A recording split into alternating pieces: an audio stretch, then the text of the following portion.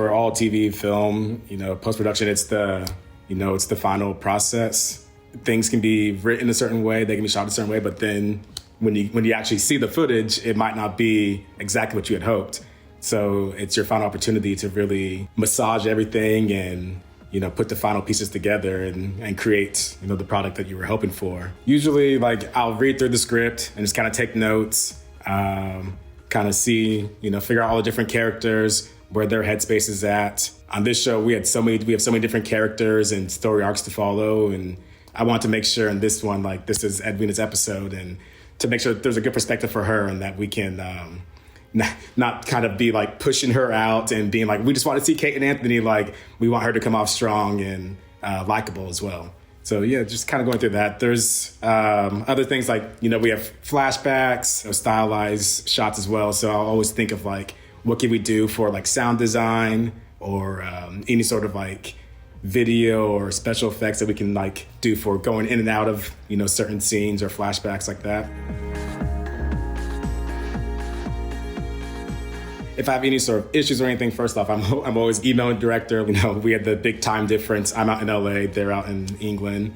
So it was a little hard to kind of coordinate sometimes, but he would call me up or just shoot me a message and be like, this is coming in, let me know. I'm thinking of doing this thing, I'm using this camera. That's usually my back and forth with the director. As much as I want to say, I do such a great job on my own, if you watch, my first cut to what the final version is, it's a world of difference and it's much better for it. I make editing notes about how I usually want to come in and out of scenes. I'll have specific notes about particular sequences or how I want a scene to go.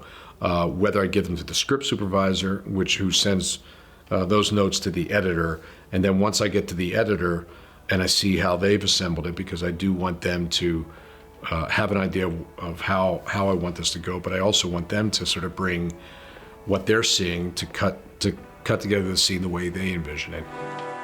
He's worked with me and he trusts me, so I can feel free to, if I want to try some new things, it's I know I can put this one in the editor's cut. It might not have been what he was thinking, but at least it's something that he can see. And then, when he comes in, he's like, oh, I wasn't thinking that, but I like it, or we can build upon this and create something new. It's just good to have that kind of relationship going in, because sometimes, you'll get the footage and you're like, I know the director wants to do this. I want to try this, but I'm not sure how they will respond. And so I always know Tom's open to doing stuff like that. Sometimes I thought my way into a scene was one way, but I'll see something that an editor's done to bring their kind of mastery to their vision of it. And if it's better than kind of what I imagined, I don't hold on to things. I always want the best product to win, and the most impact of what we wanted out of the scene is the most important thing. So however we get there and however we can make the most of it, that's what's most important to me. My assistant will prep the scene. They'll kind of leave markers on action or any sort of resets. And then I'll just go through, watch the dailies. Usually I'll just kind of either take notes within the Avid or just kind of in my head of oh, I really like this take. I like this part for this thing. If I notice alternate takes that I want to keep on the side, I'll just, kind of put it to the end of my sequence and then kind of circle back after I build it the first time. Usually hand the scene off to my assistant for sound effects. And then depending on scene, the wedding scene, I knew right away music was going to be a very big factor into it. But for this one, right away, I was I need to figure out what this wedding song is going to be. I didn't quite get it. And we went through maybe 100 different songs. And I think Chris settled on the Harry Styles one.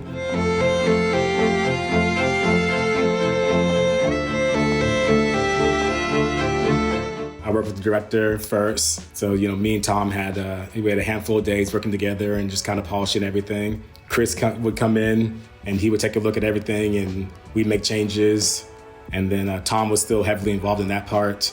So it kind of helped to have both of them. We'll send it out to the rest of the Shondaland people, out to Netflix. And, we're just, constantly getting notes through from all these different avenues. The more heads we have connecting and giving their input, it makes a better product.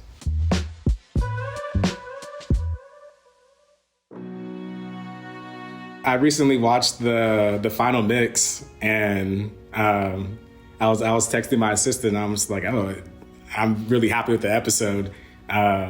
there's always certain things that you're like, oh, I wish I would have cut that one like 5 frames longer, or I wish I would have done this right here.